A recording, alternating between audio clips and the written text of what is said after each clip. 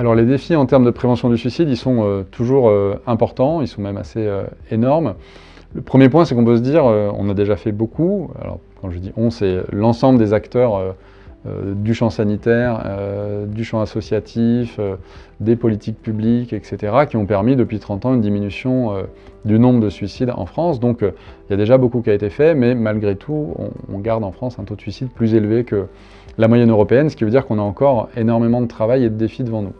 Alors les défis, ils sont multiples. Ils vont être à la fois de mieux comprendre ce qui fait le lit des conduites suicidaires, quels sont les facteurs, les déterminants, qui soient individuels, collectifs, sociaux, qui vont mener aux conduites suicidaires avec, on le voit, des variations dans le temps. Les causes de suicide peuvent varier avec de nouveaux facteurs de risque qui peuvent émerger, de nouveaux facteurs de protection qui peuvent émerger également. Donc mieux comprendre ça pour mieux prévenir. Et pour mieux prévenir, c'est un des défis principaux aujourd'hui, c'est de faire à la fois une prévention qui soit universelle, donc qui touche l'ensemble des personnes qui en ont besoin, mais aussi de pouvoir aller cibler des populations qu'on sait très à risque.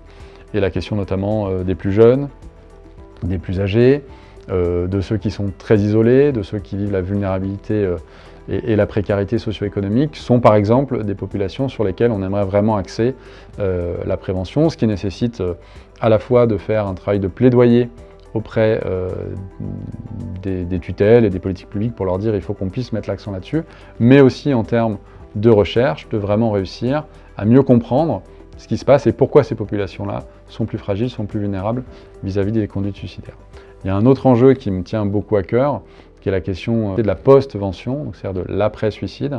Quand il y a eu un suicide, on peut avoir tendance à penser que c'est trop tard, il n'y a plus rien à faire. Et l'idée, c'est l'inverse, c'est qu'il y a énormément à faire justement après un suicide, parce qu'on sait qu'il y a un risque suicidaire qui peut être augmenté pour les personnes endeuillées par ce suicide, pour les personnes qui sont impactées, pour des personnes fragilisées antérieurement qui vont se voir encore plus vulnérabilisées par la survenue d'un suicide. Et donc, toutes ces populations qui vont être davantage à risque, il faut qu'on les comprenne mieux et surtout qu'on comprenne mieux ce dont elles ont besoin.